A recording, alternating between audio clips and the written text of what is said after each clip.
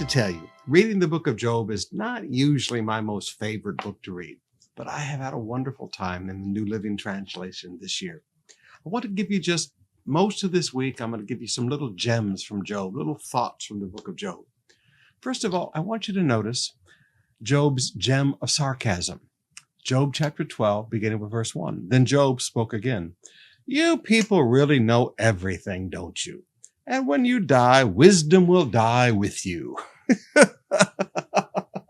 Talk about sarcasm. Well, I know a few things myself, and you're no better than I am. Who doesn't know these things you've been saying? I want you to notice it's always interesting that when people see us in trouble, they think they're better than us.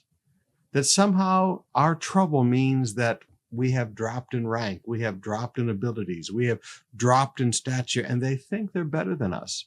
And sometimes, forgive me, we just need to stand our ground. And that's what he does with his sarcasm. You people really think you know everything, don't you? And when you die, wisdom will die with you. He said, well, I know a few things myself. Sometimes in the hard times, stand your ground. A second little gem, verse 11 of chapter 12. The ear tests the words it hears, just as the mouth distinguishes between foods. Now, what a great thought.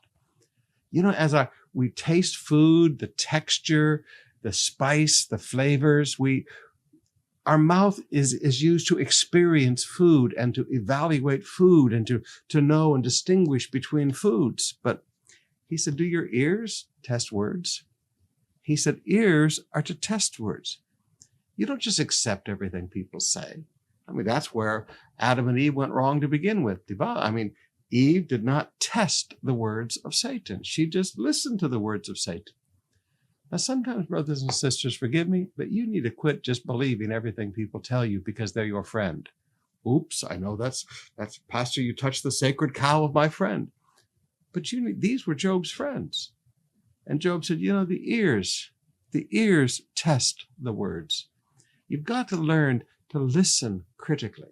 And I don't mean by criticizing, I mean that to listen intelligently, objectively, critical thinking when it comes to listening.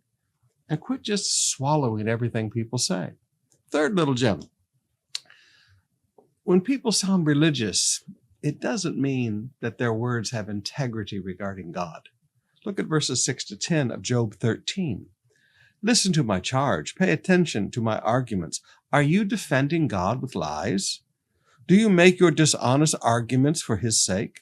Will you slant your testimony in his favor? Will you argue God's case for him? What will happen when he finds out what you're doing? Can you fool him as easily as you fool people? No, you will be in trouble with him if you secretly slant your testimony in his favor.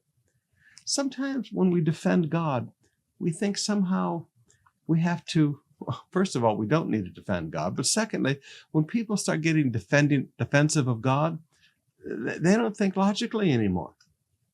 You have to learn. God doesn't need our defense. And the fourth little gem today, Job 14, verse 5. You have decided the length of our lives.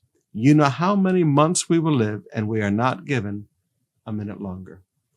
God knows the day we will go to heaven. God knows the day that we will die. God has decided the length of our lives.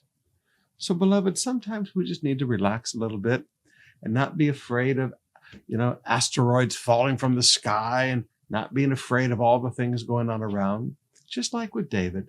David did not die until he fulfilled his purpose for his generation. God has decided the purpose of your life, and he's decided the length of our lives. Relax. God's in control.